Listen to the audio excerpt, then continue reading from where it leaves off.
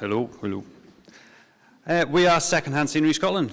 A little bit of basis of where we've come from to set up Secondhand Scenery. My name is Matthew Doolan, this is Simon Cook. We're currently the construction tutors at the Royal Conservatoire of Scotland here in Glasgow, just around the corner. And we've got about 40 years experience of constructing theatre sets in various different capacities over the years. From the little small one-man band sort of guy going around doing little small pubs and clubs to the massive theatre sets that go around doing international touring. At the Conservatoire at the moment, we currently produce all sorts of sets, and we throw away around about 5 tons worth of sheet materials at the moment and 4 kilometres of linear materials, which equates to about 20 skips worth of usable materials that are going straight into landfill. And we can't do it anymore. It's a bit soul-destroying, watching all that timber go into the landfill. These are examples of the things that we're building that are just getting destroyed. And all these materials, looking at the other things that are getting talked about here, are materials that could be used for various different things. But at the moment, there's no sort of platform where anyone can do, there's no communication.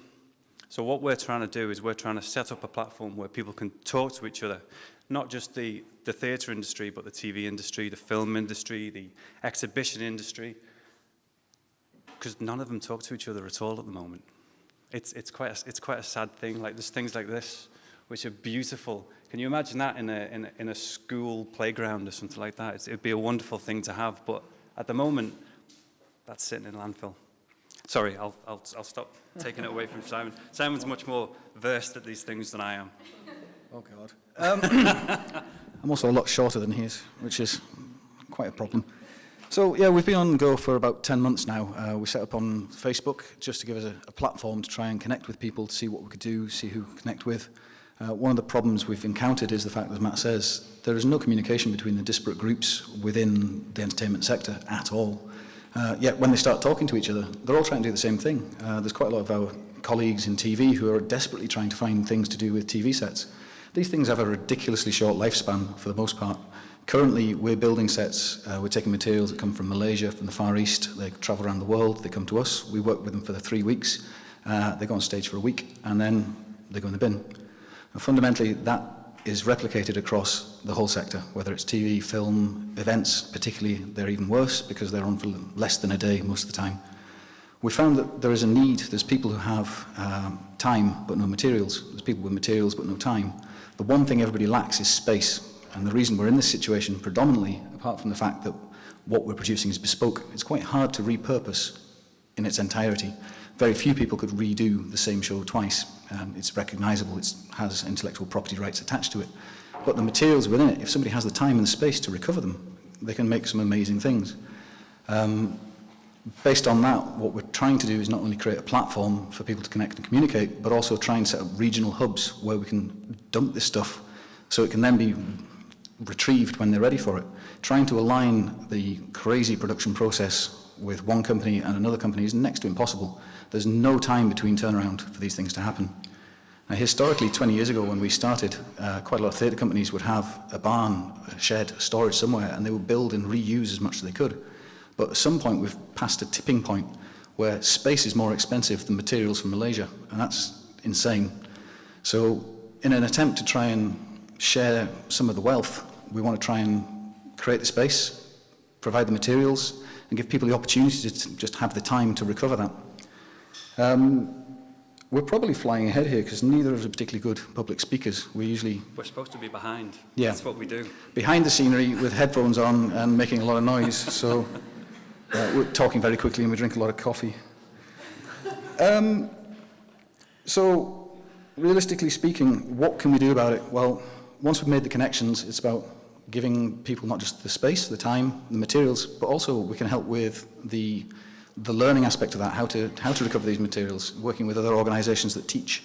We've been working with one of our students, Dan, is quite heavily involved with the tool library, and that's proving quite a beneficial relationship because he's getting quite a lot of free materials that would otherwise be going to landfill from us, which is facilitating their tool teaching at the same time. What we'll also be able to provide is if people are struggling to distribute things, if we can put them in touch with transport companies, we can put them in touch with other people who, they can put pictures up on the site because people don't know these things are going to be thrown into landfill, and it lets people know that these things are going to happen. You know, because at the moment, because like Simon says, there's no time for anyone to do anything. If you can advertise this thing, you're going to go, you know, I'm putting a show on, and in 3 weeks' time, I'm going to be throwing it in the bin. Does anyone want it? You can just go up and have a look, whereas there's nothing like that at the moment. So we've been going for about 10 months. And we've got a Facebook site, and it's been proven really well. We've got some really great success stories. You know, we've got some schools that have taken flats away. We've got, you know, other small-scale theatre companies that have taken some TV sets away and repurposed them and stuff like that. There's a company called Bullwood that he's letting us use a bit of space, so that we've got a bit of interim storage at the moment, which is the big problem. The storage is the big problem. And it's great. That's just one of our testimonies. Someone took some stuff from us, and they've been using it, and they were made up with it. She was absolutely made up that I could tell her how to put them together as well. She was like, oh, great, I can make them stand up instead of just leaning it against the wall, because we gave her some braces. She's like, oh, I didn't think of that. It's fantastic. Well, them knowledgeable things that we have, we can pass to people. There's nowhere to do it at the minute, you know. So just jumping in quickly, because I think we are actually going to run out of time. Surprisingly, where we're at the moment is we're trying to form a community interest company. We're looking for advice on that. We're not really versed in business organisation or anything like that. We're seeking funding. We're looking to find ways, looking for partners in regional areas to set up regional depots. We're looking for anybody that can make use of what we have available.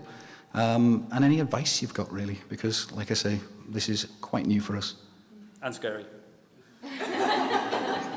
Well done. I think that's us. It was. Thank you very much.